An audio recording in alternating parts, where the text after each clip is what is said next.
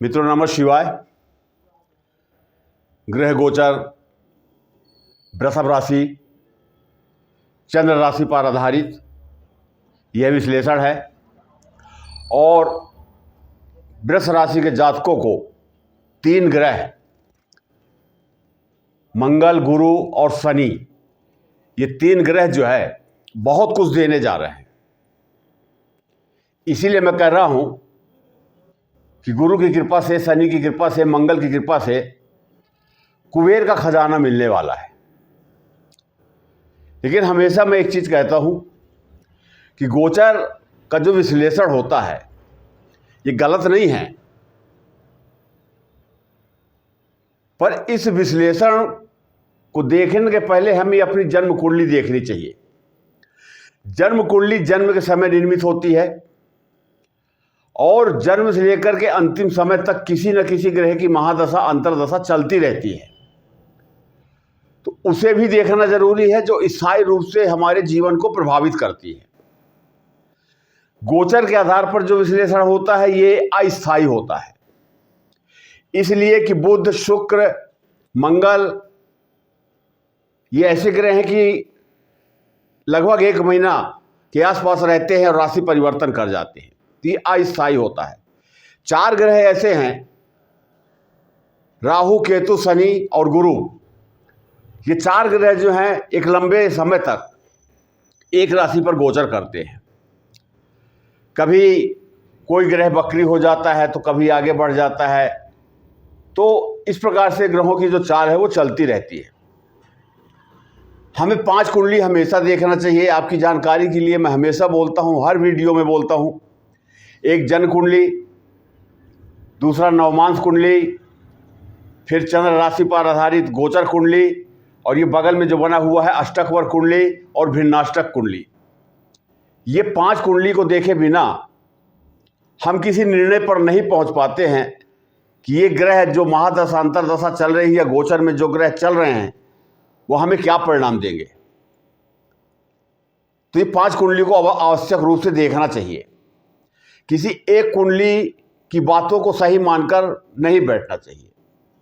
हर आदमी की जिज्ञासा होती है कि किसी ग्रह का राशि परिवर्तन होता है या महादशा, अंतरदशा चल रहा होता है जीवन में, उसका परिणाम क्या होगा वो जानना चाहता है। तो जानने का तरीका यही है जो मैंने आपको बताया। किसी अनुभवी ज्योतिषी के पास जा करके आप अपनी कुंडली को दिखा सकते हैं। अब यहाँ पर हम विषय पर आते हैं। वृषभ राशि, वृषभ लग्न, ये जिनकी नाम राशि से वृषभ राशि आ रही है वो, उनके लिए ये कुंडली है और चंद्र राशि पर आधारित है। अब प्रश्न ये उठता है कि क्या जितने वृषभ राशि के जो जातक हैं या वृषभ लग्न के जो जातक हैं उनके जीवन में सबके एक साथ अंतर आएगा? ऐसा नहीं होता। 65-66 करोड़ लोग एक राशि में आते हैं। उसमें ग्रहों का गोचर किस भाव में हो रहा है, किस राशि में हो रहा है, कहां पर हो रहा है, किस ग्रह की दृष्टि बन रही है, इत्यादि इत्यादि बहुत से दृष्टियों से देखा जाता है कि कुंडली कितनी शुभ या अशुभ हो रही है, अब फल कैसा मिलेगा। चलिए सबसे पहले हम वृषभ राशि के जो जातक हैं उन्हें बधाई देते हैं। खुश रहें, स्वस्थ रहें। यहां पर सबसे पहले हम गुरु की बात करते हैं। वृषभ राशि के जो जातक हैं उनकी जन्म कुंडली के अनुसार 3रे भाव में गुरु का गोचर हो रहा है। गुरु अपनी उच्च की राशि पर यहां है। 19 अक्टूबर 2025 को गुरु यहां पर आए थे। मिथुन राशि से निकल करके गुरु कर्क राशि में आए थे और यहां पर गुरु जो है 11 नवंबर 2025 को बकरी हो गए और 4 दिसंबर 2025 को बकरी अवस्था में भी वापस चले जाएंगे ये मिथुन राशि में और 11 मार्च 2026 तक 120 दिन गुरु जो है बकरी रहेंगे। तो जब कोई ग्रह बकरी हो जाता है तो वो 3 गुना फल ज्यादा देता है। फल में शुभ भी हो सकता है, अशुभ भी हो सकता है, पर यहां पर गुरु की हम बात करते हैं तो गुरु के द्वारा जो आशीर्वाद स्वरूप प्राप्त होता है शुभ फल ही होता है। तो यहां पर 3 गुना गति से गुरु अपना आशीर्वाद देंगे। और गुरु की जैसे दृष्टियां भी हैं, 5, 7, 9 3 दृष्टियां हैं। अब गुरु की जिस भाव में जिस राशि पर दृष्टि पड़ती है वो भाव भी पवित्र होता है और राशि भी पवित्र होती है। अभी मैं 4 तारीख तक की बात कर रहा हूं। यहां पर 4 तारीख तक, 4 दिसंबर तक गुरु रहेंगे। 4 दिसंबर के बाद बकरी अवस्था में भी मिथुन राशि में पुनः चले जाएंगे आपके धन भाव में। तो 4 दिसंबर तक की बात करते हैं तो गुरु यहां पर इस भाव में बैठ करके, ये तीसरा भाव है, पराक्रम और परिश्रम का भाव है। ये भाव भी अपने अनुसार महत्वपूर्ण है। तो जो वृषभ राशि के जातक जो मेहनत कर रहे थे, परिश्रम कर रहे थे, उनको पूर्ण रूप से फल प्रदान नहीं हो पा रहा था, तो बकरी अवस्था में गुरु यहां पर बैठ करके वृषभ राशि के जातकों के उस मेहनत का फल प्रदान करेंगे। इस भाव को फलीभूत करेंगे, जागृत करेंगे। इस भाव को अमृत के समान पवित्र करेंगे। अब गुरु की जो 5वीं दृष्टि है सप्तम भाव में पड़ रही है। सप्तम भाव में गुरु की 5वीं दृष्टि पड़ने से यहां पर मंगल पहले से गोचर कर रहे हैं 7 दिसंबर तक। 27 अक्टूबर से 7 दिसंबर तक 42 दिन का ये गोचर है। सप्तम भाव जो है केंद्र का भाव है। केंद्र भाव में जब कोई ग्रह, सूर्य, चंद्र, मंगल, बुध, गुरु, शुक्र, शनि, ये 7 ग्रह जो हैं अपनी राशि या अपनी उच्च की राशि में जब केंद्र के भाव में गोचर करते हैं तो एक योग बन जाता है। जैसे मंगल यहां अपनी वृश्चिक राशि में गोचर कर रहे हैं तो ये रोचक योग बन गया। इसका फल मैं आगे बताऊंगा। तो ये भी अच्छा योग बना हुआ है, पर यहां 5वीं दृष्टि पड़ जाने के कारण ये भाव भी जागृत हो गया। होटल से संबंधित जो कारोबार करते हैं लोग, या अग्नि से संबंधित, बिजली से संबंधित कोई कार्य करते हैं, अच्छे परिणाम देख रहे हो कि मेरे व्यापार में वृद्धि होगी, दाम्पत्य जीवन खुशहाल होगा, किसी प्रकार का जो उतार चढ़ाव चल रहा था अच्छा होगा, विवाह के योग बनेंगे, लव मैरिज के योग बनेंगे, जीवन साथी अच्छा मिलेगा। तो यहां पर गुरु की 5वीं दृष्टि पड़ने के कारण यह भाव भी जागृत हो जाएगा। अब गुरु की 7वीं दृष्टि है भाग्य भाव में पड़ रही है, 9वें भाव में। यहां पर शनि की राशि है। शनि जो यहां पर वृषभ लग्न की कुंडली में विशेष योग कारक ग्रह हो जाते हैं, 9वें और 10वें भाव के स्वामी हो जाते हैं। तो ये विशेष योग कारक ग्रह हो गए। देखिए, कुछ कुंडली में शनि मारक हो जाते हैं तो कुछ कुंडली में शनि जो है योग कारक हो जाते हैं। एक भाव इनको केंद्र का मिला है और एक त्रिकोण का मिला है, तो अति शुभ ग्रह हो गया ये। तो यहां पर जो शनि महाराज, अभी यहां पर तो शनि नहीं है, शनि तो मीन राशि में है, आगे बात करता हूं। तो इस भाग्य को जागृत करेंगे। ये धर्म का भाव है, पिता का भाव है, विदेश का भाव है। जिन लोगों का भाग्य साथ नहीं दे रहा था, भाग्य साथ देगा। पिता से किसी प्रकार की दूरियां हो गई थी, उनका आशीर्वाद प्राप्त होगा। तो यहां पर भी गुरु की कृपा प्राप्त होगी। अब महत्वपूर्ण ग्रह जो है आपके जीवन में, ये शनि महाराज। शनि महाराज जो हैं वृषभ राशि की कुंडली में एकादश भाव में है। शनि जो है 3रे, 6ठे और 11वें भाव में अति उत्तम फल प्रदान करते हैं, बहुत अच्छा फल प्रदान करते हैं। ये प्रसन्न हो जाते हैं, 3, 6, 11 भाव में जब आते हैं तो ये प्रसन्न हो जाते हैं। पर यहां पर शनि जो है आय के स्रोतों को खोले, अच्छा योग बना हुआ है। ये 4 दिसंबर तक की मैं बात बता रहा हूं, इसके 4 दिसंबर के बाद की मैं बात बताऊंगा बाद में। तो यहां पर गुरु की जो है 9वीं दृष्टि पड़ रही है। शनिदेव जो है मीन राशि में गोचर कर रहे हैं। मीन राशि की 7.5 का दूसरा चरण चल रहा है। गुरु के नक्षत्र में गोचर कर रहे हैं। शनि अच्छे भाव में, अपने ही इच्छा के भाव में बैठे हुए हैं। यह इच्छा पूर्ति का भी भाव है। और शनि अभी बकरी चल रहे हैं 28 नवंबर तक। 28 नवंबर के बाद मार्गी होंगे। तो जब कोई ग्रह मार्गी होता है और पापी ग्रह या क्रूर ग्रह है तो वो अपनी अशुभता को पीछे छोड़ देता है। पर यहां पर तो शनि महाराज गुरु की शरण में है, गुरु के नक्षत्र में भी है, गुरु की राशि में भी है। तो यहां पर शनि महाराज क्या करेंगे, अपना कार्य जो है गुरु के माध्यम से करवाएंगे।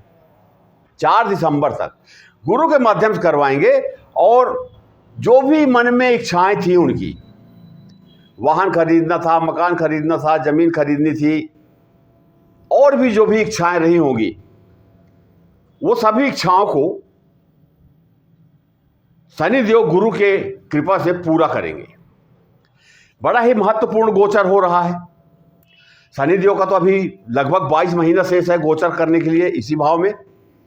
अलग अलग महीने में अलग अलग फल इनका होता जाएगा, क्योंकि ग्रहों का जो राशि परिवर्तन होता है वो अलग अलग दृष्टियां हो जाती हैं। तो ये तो शनिदेव की स्थिति हो गई। अब यहां पर से 9वीं दृष्टि जो है सीधे शनि के ऊपर पड़ रही है। गुरु उच्च के हैं तो उच्च के दृष्टि गुरु शनि के ऊपर पड़ रही है। बहुत अच्छा योग बना हुआ है। तो वृषभ राशि के जो जातक है, कहीं पैसा रुका हुआ था वो मिलेगा, आय के स्रोत बढ़ेंगे, कारोबार में उन्नति होगी, अच्छी उन्नति होगी, आर्थिक सफलता मिलेगी, आर्थिक उन्नति होगी, लाभ ही लाभ होगा। अब चलिए मंगल की बात करते हैं। मंगल 7वें भाव में है। मंगल की जो चौथी दृष्टि है 10वें भाव में। 10वां भाव जो है ये उच्च पदों का है, उद्योगपतियों का है, राजनीति का है, सामाजिक स्टेटस का है।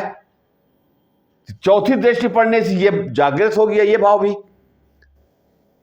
इस भाव के परिणाम अच्छे प्राप्त होंगे। राजनीति में लोगों को सफलता मिलेगी, उद्योग में सफलता मिलेगी। अब मंगल की जो 7वीं दृष्टि है वो लग्न में पड़ रही है। तो लग्न में पड़ने के कारण किसी प्रकार का स्वास्थ्य अगर साथ नहीं दे रहा था तो स्वास्थ्य ठीक होगा, मानसिक तनाव कम होगा, विचार अच्छे होंगे, सामाजिक स्तर बनेगा। 8वीं दृष्टि जो है धन भाव में पड़ रही है। धन भाव में मंगल जो है यहां पर बुध की राशि में दृष्टि डालेंगे। धन की कमी नहीं होगी, यहां पर अच्छे परिणाम आएंगे धन के लेकर के, कुटुंब को लेकर के। वाणी में थोड़ा संयम रखना पड़ेगा, रखना भी चाहिए कि वाणी अगर कुछ बोलना चाहते हैं कुछ निकल गया तो बात बिगड़ सकती है, कि मंगल जो है वो तेज है। रोचक योग भी बना हुआ है। तो ऐसे व्यक्ति यशस्वी होते हैं, एक समूह को कंट्रोल करने की क्षमता होती है, बात बात में क्रोध आ जाता है। और रोचक योग बना हुआ है तो ये सब कुछ देने वाला योग बन गया। और जिस भाव में बन रहा है उस भाव को तो जागृत करेंगे ही, उसकी अतिरिक्त जहां दृष्टि पड़ रही है उसको भी। अब आते हैं जब गुरु 4 दिसंबर को यहां से निकल करके यहां आ जाएंगे, सबसे पहले इस भाव को उच्च की राशि से हट जाएंगे। 4 दिसंबर तक तो अपनी उच्च की राशि में रहेंगे और फिर वापस चले जाएंगे मिथुन राशि में। ये 47 दिन का गोचर था। मिथुन राशि से निकल करके कर्क राशि में और कर्क राशि से फिर वापस जाएंगे मिथुन राशि में। ये 47 दिन का गोचर था। अब जब गुरु यहां पर आ जाएंगे तो गुरु तो भैया धन के कारक ग्रह हैं। महत्वपूर्ण बात यह है कि गुरु जो है धन के कारक, ज्ञान के कारक, बुद्धि के कारक, धर्म के कारक, संतान के कारक, इसके कारक ग्रह हैं। तो विशेषकर हम देखते हैं धन के कारक। तो जब गुरु यहां पर बैठ जाएंगे तो धन की कमी नहीं आने देंगे। वैसे भी बकरी गुरु पीछे के भाव को भी फल दे रहे हैं, अभी भी दे रहे हैं, वहां चले जाएंगे तब भी अपना फल देंगे। तो यहां पर गुरु की स्थिति बहुत अच्छी है। जो वृषभ राशि के लोग हैं उत्तम परिणाम है, धन की कमी नहीं होगी। अब गुरु की सबसे पहले 5वीं दृष्टि जो है 6ठे भाव में पड़ रही है। 6ठा भाव जो है ये रोग, शत्रु, कर्जा, नौकरी का भाव है। तो रोग में कमी आएगी, शत्रुता में कमी आएगी, कहीं से कर्ज लिया गया है बैंक का कर्ज हो, साहूकार का कर्ज हो, मार्केट का कर्ज हो, या आपस में दोस्ती यारी में रिश्तेदारी में लिया गया कर्ज, उससे भी काफ़ी राहत मिलेगी। नौकरी में जो लोग कंपटीशन दे रहे थे, परीक्षाएं दे रहे थे, नौकरी के योग अच्छे बनेंगे, मिल सकती है नौकरी। अब गुरु की 7वीं दृष्टि जो है अष्टम भाव में पड़ रही है। ये आयु मृत्यु का भाव है, खोज का भाव है, भूगर्भिक भाव है। इस भाव को भी जागृत करेंगे। और गुरु की जब यहां पर आ जाएंगे गुरु, तो 9वीं दृष्टि राहु के ऊपर पड़ेगी। राहु 10वें भाव में गोचर कर रहे हैं। वृषभ राशि की कुंडली में कुंभ राशि में राहु गोचर कर रहे हैं। मंगल की दृष्टि भी पड़ रही है और गुरु की भी दृष्टि पड़ जाएगी 4 तारीख के बाद। तो यहां पर राहु भी शांत हो गया, यहां शनि भी शांत हो गया। गुरु की दृष्टि यहां पड़ी तो ये शांत हो गया, अब राहु के ऊपर पड़ेगी तो राहु शांत हो गया। पूरे कुंडली का यदि हम निचोड़ देखें तो ये महीना जो है वृषभ राशि के जो जातक है उनके लिए अच्छा है। और 11 मार्च तक तो गुरु यहीं पर रहेंगे। 120 दिन की जो यात्रा है गुरु की, ये बहुत बढ़िया है, धन की कमी नहीं होगी। अब प्रश्न ये उठता है कि हम कैसे जानें कि कौन सा ग्रह हमें शुभ फल दे रहा है, कौन सा ग्रह हमें अशुभ फल दे रहा है, फल दे भी रहा कि नहीं दे रहा है, कमजोर अवस्था में है या बली अवस्था में है। तो इसको देखने के लिए आप एस्ट्रो सॉफ्टवेयर में जाइए। मोबाइल तो हर हाथ में है, अपनी डिटेल्स डालिए, एस्ट्रो सॉफ्टवेयर खोलिए और उसमें सर्च कीजिए सर्वाष्टक वर्ग सारणी। तो सर्वाष्टक वर्ग सारणी ठीक इसी प्रकार से आपका चार्ट निकल जाएगा। जिस लग्न की कुंडली है उसी लग्न की ये चार्ट बन जाएगा और उस चार्ट में ऐसे बिंदु लिखे होंगे, अंक लिखे होंगे। अब सर्वाष्टक वर्ग को लेकर के मित्रों बातें जो हैं बहुत कम हुई हैं और बातें कम होने के कारण लोग इससे अनभिज्ञ रह गए। जबकि मेरे अनुभव के अनुसार, आज 30-40 साल से मैं यही कार्य कर रहा हूं, मेरे अनुभव के अनुसार अष्टक वर्ग सबसे बेस्ट तरीका है किसी भी ग्रह का किसी भी स्थिति को जानने के लिए। ये सर्वाष्टक वर्ग जो है या अष्टक वर्ग दोनों कह सकते हैं। सर्वाष्टक वर्ग जो है सूर्य, चंद्र, मंगल, बुध, गुरु, शुक्र, शनि, ये 7 ग्रहों को लेकर के ऋषियों ने बनाया इसे। राहु और केतु का स्थान इसमें नहीं है। ये 7 ग्रह आपस में एक दूसरे को अंक देते हैं। कुछ क्षेत्रों में रेखाएं कहा जाता है, कुछ जगह बिंदु कहा जाता है। इसे पॉइंट भी कह सकते हैं, गिनती कह सकते हैं, अंक कह सकते हैं। सभी का अर्थ एक ही होगा।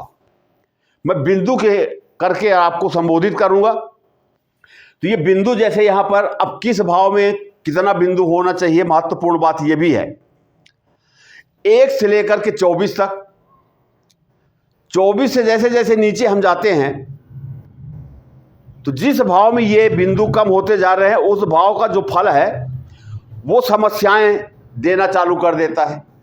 24 से लेकर के 28 तक सामान्य स्थिति कहा गया है कि जैसे पहले समय था अभी है, आगे भी वैसे ही रहेगा। और 28 के ऊपर अगर निकल जाता है तो बड़ी अच्छी बात होती है। तो यहाँ पर किस किस भावों में बिंदु ज़्यादा होना चाहिए और किस भाव में कम होना चाहिए मैं ये बताऊंगा। इसलिए कि आप जब अपनी कुंडली देखें और जैसे यहाँ पर गुरु अभी यहाँ पर एकादश भाव में तीसरे भाव में बैठे हैं, तो यहाँ पर भी आप तीसरे भाव में गुरु को मान करके देखें कि यहाँ पर बिंदु कितना है। अगर 24 से 28 से सामान्य है, 24 से नीचे जा रहा है, 22, 20, 18 जा रहा है तो स्थिति ठीक नहीं है, समस्याएं आएंगी। 28 के ऊपर जा रहा है तो बहुत अच्छी बात। इस प्रकार से देखना पड़ता है। अब यहाँ पर प्रथम भाव में देखिए 28+ लिखा है, माने लग्न में हमको 28 से कम नहीं चाहिए।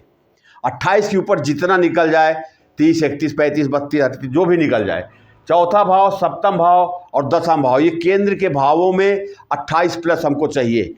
ये उदाहरण के लिए मैंने लिखा है। आप जब देखेंगे तो उसमें अलग अलग अंक आपको प्राप्त होंगे। कम अंक भी प्राप्त हो सकते हैं, ज़्यादा भी हो सकते हैं।